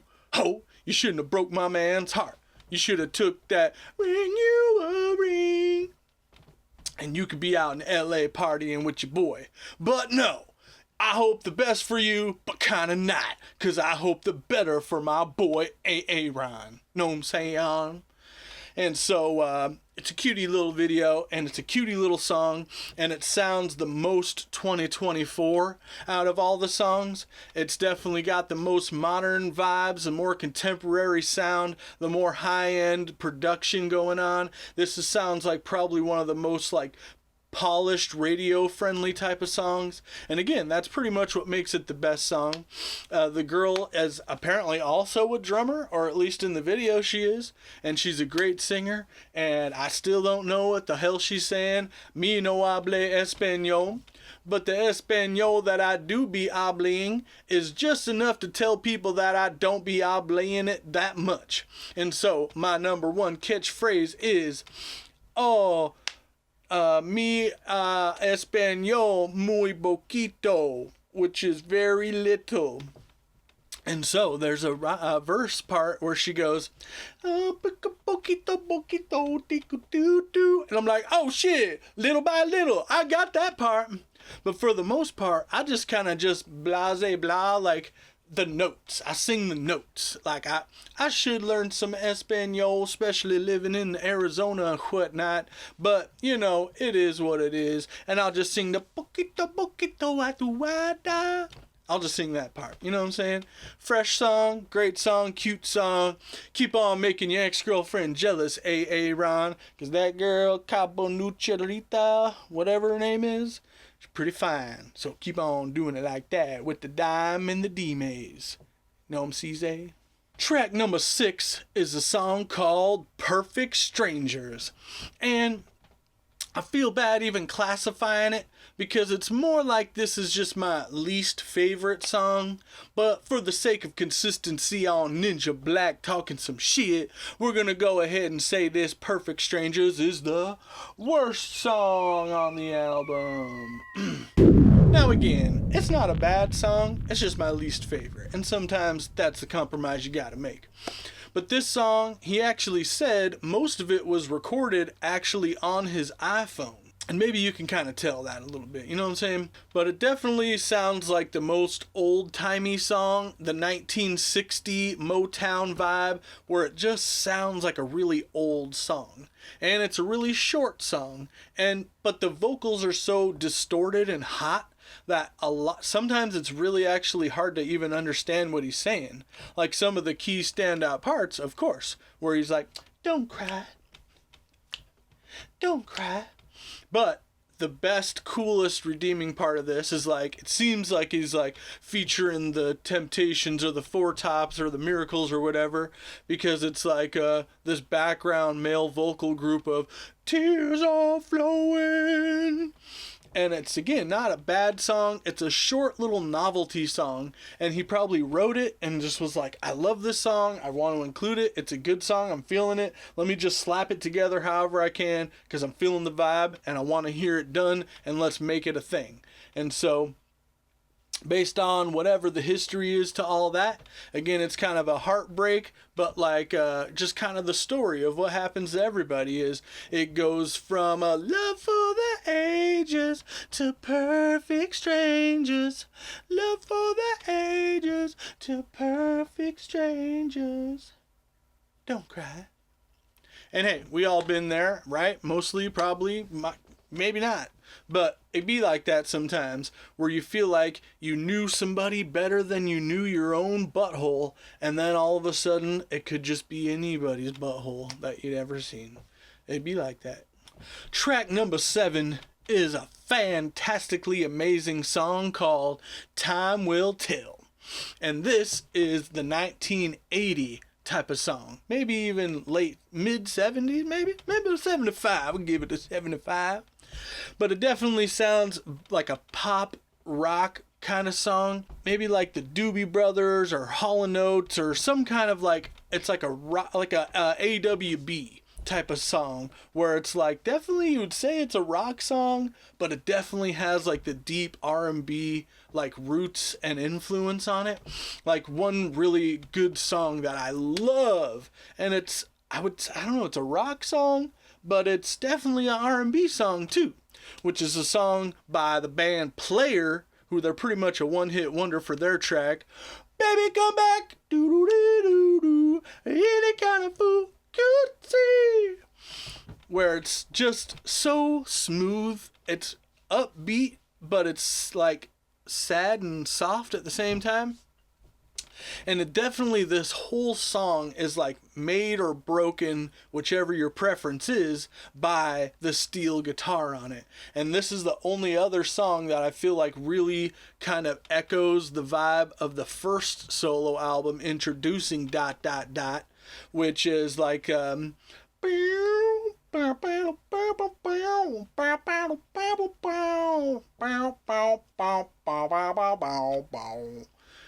and it's just a song, time will tell. If these wounds will get to healing, love is just a feeling now. Time will tell. He really flexes his chops on this song right here, and damn if it ain't feeling good. In another interview that Aaron Frazer did, he said, "Hey, yo, I know everybody got NPC ADD out there in the world, but don't fuck around and sleep on the second half of this album because you might put track 1, 2, and 3 in your playlist, but don't be sleeping on it, you know what I'm saying? Because this whole shit is my shit, and especially the second half is a little extra flavor for my $2 worth, and fucking peep that shit, cause it's dope." And he wasn't playing. This song is the shit. Again, very mid-70s blue-eyed soul rock and roll band guy type of songs. And only time will tell if this wounds will get to healing, the heart will get to mending. I don't know. It goes back to the old saying that people always tell you when you're heartbroken and feeling down.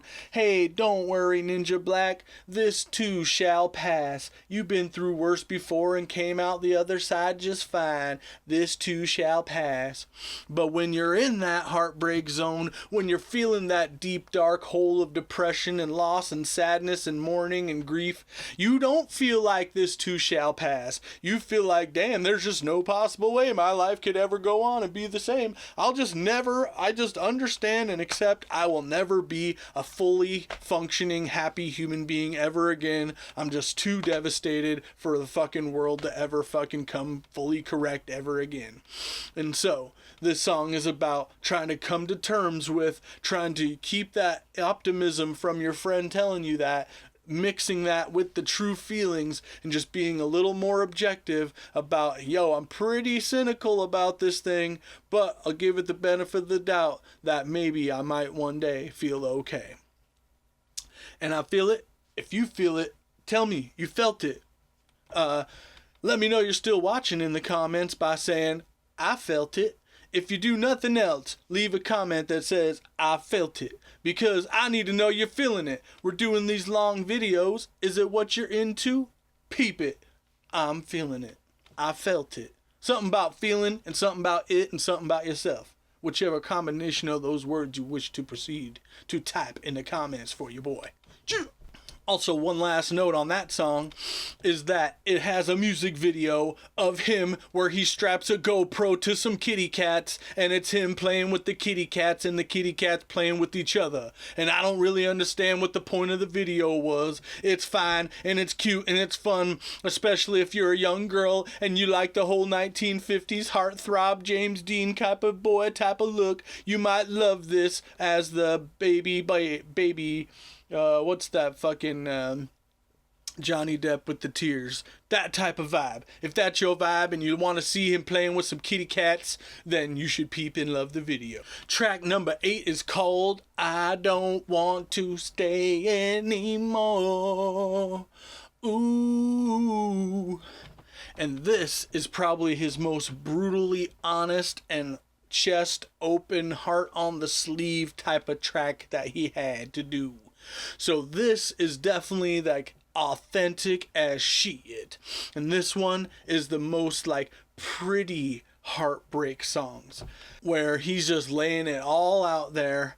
And the hook is a little bit boring for me, where it's just kind of over and over the part I was just singing. This song is like the active part of breaking up, where it's that tough conversation, that heart to heart, where you kind of know, is this worth fighting for? Are we trying to find a solution? Or are we both just ready to accept that it's time to give up and move on?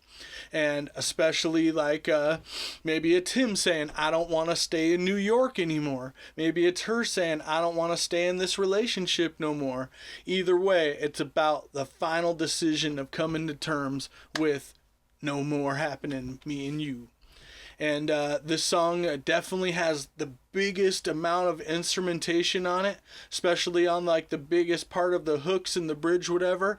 It reminds me of Minnie Riperton's first album, which is Come Into My Garden, which is an amazing fucking album that I love, and I'm so happy that I own it on vinyl. It's amazing. And it's just this big, lush, like a old orchestral standard type of song where it's just so heavy and lush and throughout dramatic as fuck, and it just busts that out. Like the first part of the song almost sounds like a lo-fi, like a warped record, or like a cassette tape that had been recorded over like 20 something times, and like,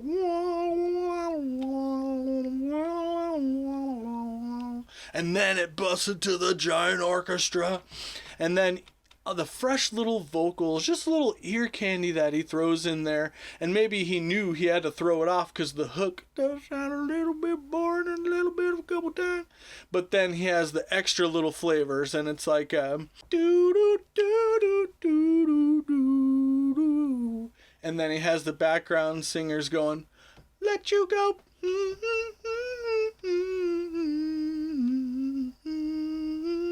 Let you go.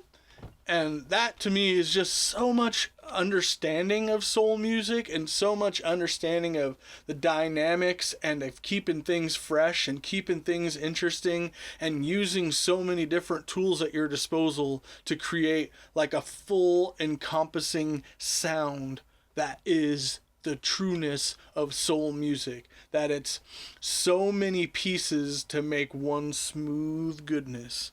And fucking hell yeah. Track number 9 is called Play On. And so Play On Player is kind of the coming out of the other side of finally feeling that advice of this too shall pass. You know, nothing like a little strange won't cure your heartbreak and get you trying to rearrange to a new trajectory and matters of the heart. And so I feel like this song is like he wrote it after he got that first piece of rebound booty, you know what I'm saying? And he was starting to go blah blah blah and get back on track. And it's the advice that either he got or that he now can incorporate it enough into his experience to give to somebody else. About, you gotta take your heart and dust it off, 'cause nothing's ever truly lost. You can make it if you try to love. Something like that. But it's his most, Durand Jones in the Indication sounding song. Like, this was either one of the first songs he wrote or one of the last songs as far as the healing process and whatnot. But this song definitely sounds like it coulda, shoulda, woulda, might have been on the Private Space album. It's definitely got that same, like, electric-y, almost disco pop type of vibe. Not the most. But this one just definitely sounds like the most Durand Jones and the Indication sounding song. It's just like super positive, uplifting with the harmonies and the vocal tricks. And I've in all these different spots where he throws it off and builds up the climax. And just the structure feels the most. And it's a good song. It's a little corny, but it's always a really fine line to find between walking and when you want to make a super positive, optimistic, outward-looking song, it's always inevitably going to have to face the wall of cheese and corn as far as your target audience. They got to be in the right headspace. They got to be the right level of maturity. They got to be the right level of appreciating like a Motown, like a old school love song type of vibe to be able to just immediately incorporate this style of kind of popcorn into their repertoire. For some people it might be just a little bit too much, and I understand that, but it's a good song. And this sounds the most to like a Mayer Hawthorne song. Like, people heard this song, and that's probably a lot of crossover fans between Mayer Hawthorne and Durand Jones. And this would have been the song that made most people be like, why haven't we heard that yet? Number 10 is a track called Easy to Love. And this is definitely the spiritual successor of the song I mentioned earlier on the Private Space album, With You. Which, again, I'll put that down here. And this song is like just part 2, just straight up. It's still got the crowd background, like you're at a party listening to it vibe. It's got like the chant along, like chorusy parts that you can jump to. It's even got the hand claps. For a drummer, professional drummer to have hand claps be in the song is a whole nother vibe. This is definitely more like a post disco. It's right in between the time where it got super like Shalimar, like electronic-y, and right in between when it was like off the wall style. Somewhere right in between, where it rides that middle groove where it's not too much of a super upbeat song, but it's definitely not like a chill, laid back soul song. It's somewhere in between. And this feels the vibe, and he really belts it out maybe the most on this song because he's just having a good time. Like on the D-May song, he's like meeting a new girl, and it's for the first time feeling all fun and flirty and good, and let me know that I'm feeling you as much as you're feeling me and everything in between. And then this song is like after that part is established, we're going steady now, and I'm like riding on cloud nine with this new excited like infatuational lust and love type of situation. And Lord, I must be blessed, I never found a love like you. Woo. And damn, he feels it. You're gonna boogie. If the rest of this album, you can like be either like or you can be like this one yours.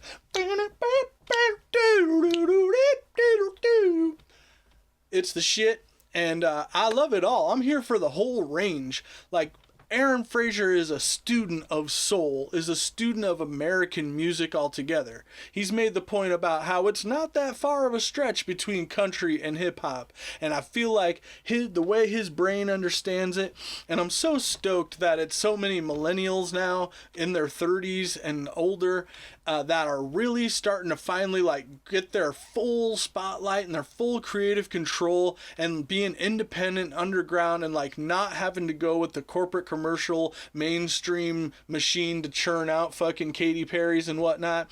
Is that they can take the true love and passion that is obvious and fully present it in the pure form. And that's definitely this album and this song and every stop in between on this album. Even the worst song is just an absolute true artistic expression by a man who obviously loves and understands good music. I'm fucking so hyped. Another reason why this is my album of the year. But before we end it all up, we're going to get to the very last song, which is called The Fool. Now, it's called The Fool, but it might as well be called Sad Boy. And because this one is sort of similar to the one of the other songs called I Don't Want to Stay, to where the hook is almost a little bit boring because it's like, sad boy, you do do do do do do do. And it's fine, and they like shake it up enough, but this song is the most standout as far as different vibe from the rest of the album, and maybe that was a good call to put it last. But so, as I said, he worked with DJ Goose on all the songs, and then had Dan Auerbacher, Knick Knack, Patty Whack on the Into the Blue song.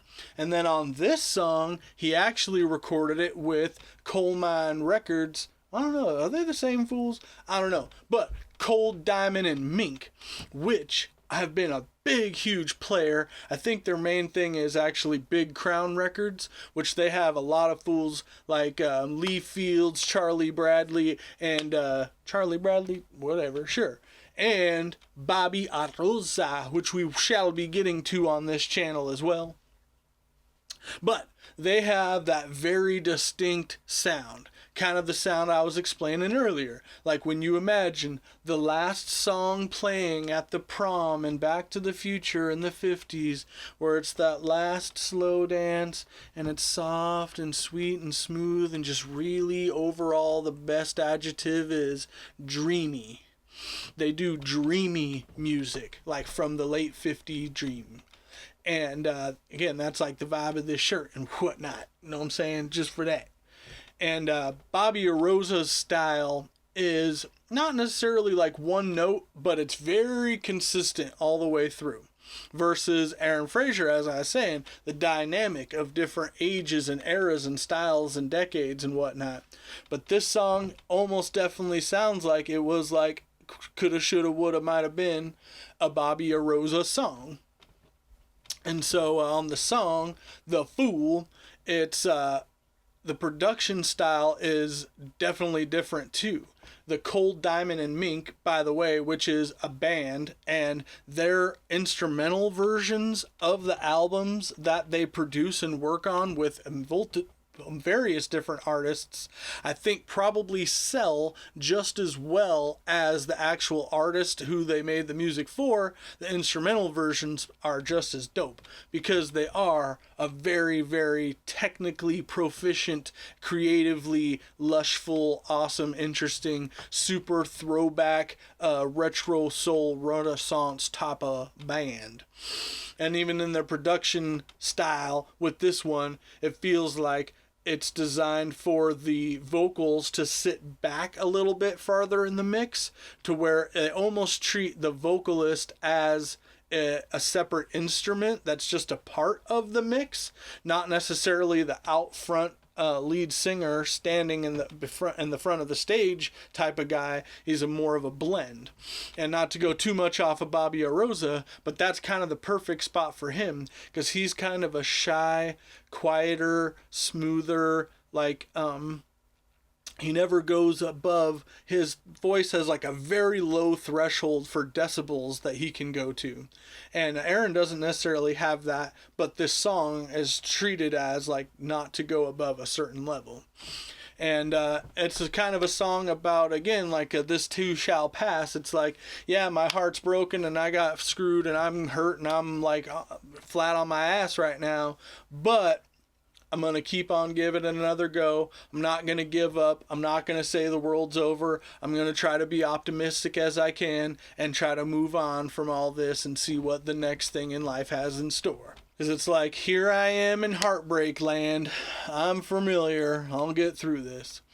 And certain parts of it, there's a very prominent flute solo, which is part of Cold Diamond and Mink's signature, but also very much a part of Aaron Frazer's whole vibe, because throughout the years, Aaron Frazer has come out with random solo singles, 45s and whatnot, and a lot of them will have flute in them. And I want to shout out to Aaron Frazer, if you made it this far, is that he has continuously said in his life that his 3 biggest influence in life with music is also I share. And it's so cool to hear somebody else saying them in the same sentence so confidently as like major influences. And that is Smokey Robinson, obviously with the vocal style and the songwriting, but Curtis Mayfield, who also is like a very profound singer with a lot of interesting arrangements and also like clever lyrics and like a powerful poetry. But my main man is my guy. And look at that. The book's just perfectly right there.